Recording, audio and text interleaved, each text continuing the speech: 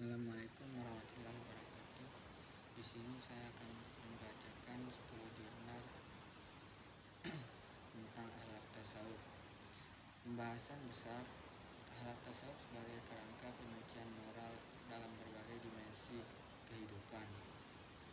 Pembahasan dari 10 jurnal yang telah menunjukkan bahwa akhlak tasawuf pada dasarnya merupakan proses pengujian jiwa atau tazkiyat al-nafs yang melahirkan perilaku mulia dalam diri manusia.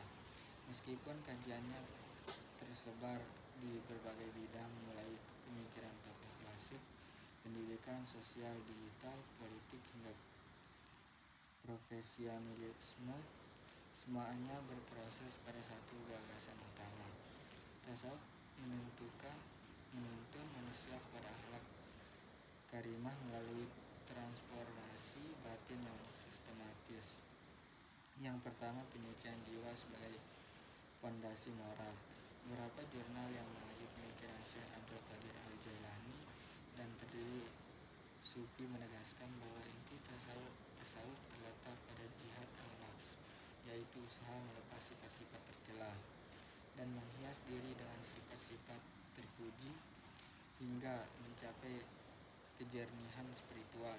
Proses ini bukan hanya konsep metafisik, melainkan metode pembentukan akhlak yang konkret.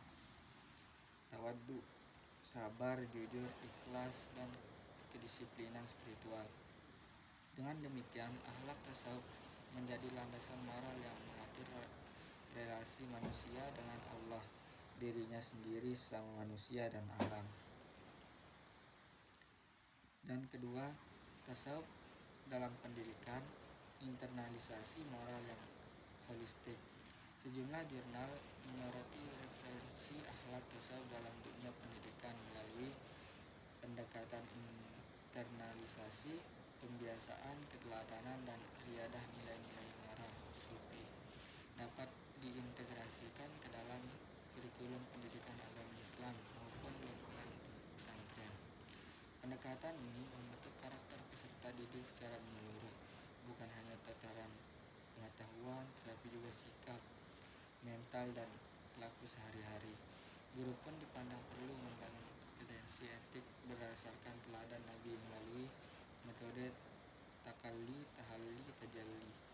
Ini menunjukkan bahwa tasawuf dapat menjadi jawaban atas degradasi moral di dunia pendidikan kontemporer. Yang ketiga, tasawuf dalam ranah sosial dan digital. Ketika di era modern, kebangkitan tasawuf di Indonesia termasuk neosufisme memperlihatkan kemampuan tasawuf beradaptasi dengan ruang sosial modern, termasuk media digital. Ketika tasawuf berperan menata perilaku masyarakat dalam menghadapi tantangan moral di dunia maya seperti ujaran kebencian, polarisasi, dan perilaku reaktif. Dengan menonjolkan empati, kesantunan, kesederhanaan, dan pengadilan diri, tasawuf memberikan pedoman moral untuk membangun harmoni sosial dalam masyarakat yang semakin terhubung secara spiritual. Yang keempat, spiritualitas sufi dan etika politik.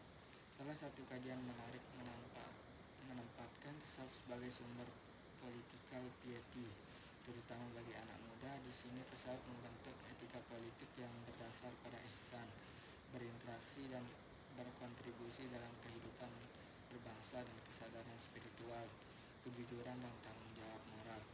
Fenomena ini membantah anggapan bahwa tasawuf selalu menjauh dari arena publik. Justru ia hadir sebagai landasan moral bagi politik yang lebih manusiawi dan beretika. Yang kelima, tasawuf dan profesionalisme, etos kerja berbasis spiritualitas. Beberapa jurnal menunjukkan bahwa tasawuf juga memberikan kontribusi bagi pembentuk etika profesional bagi konteks guru maupun dunia kerja secara umum. Pemikiran Hamka misalnya memadukan spiritualitas dan produktivitas, menunjukkan bahwa seorang dapat bekerja keras, disiplin, serta bertanggung jawab tanpa kehilangan orientasi spiritualnya. Tasawuf dengan demikian tidak menghambat dinamika modern, tetapi memperkaya profesionalisme dengan nilai keikhlasan, amanah, dan integritas. Yang keenam, akhlak tasawuf sebagai etika holistik. Studi lokal yang membahas akhlak tasawuf secara umum menunjukkan bahwa tasawuf menyentuh 4 hubungan pokok. Yang pertama, hubungan manusia dengan Allah. Yang kedua, dengan dirinya. Yang ketiga, dengan sesama. Dan keempat, dengan alam. Pendekatan ini menampilkan tasawuf sebagai etika holistik yang mampu menjaga keseimbangan internal dan eksternal manusia. Nilai-nilai seperti rahmah, tawazun, dan tanggung jawab ekologis lahir dari kesadaran spiritual yang mendalam. Kesimpulannya, seluruh dunia secara kolektif menguatkan satu kesimpulan besar bahwa tasawuf merupakan paradigma penelitian akhlak yang sangat relevan untuk kehidupan modern.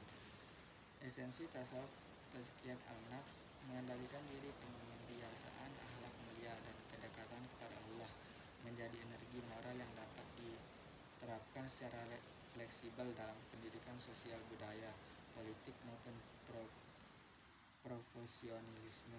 Dengan demikian, akhlak tasawuf bukan hanya warisan spiritual masa lalu, tapi sumber etika transformatif yang mampu memperbaiki karakter individu dan sekaligus memperkuat moralitas sosial dalam dunia yang terus berubah. Sekian dari saya. Assalamualaikum warahmatullahi wabarakatuh.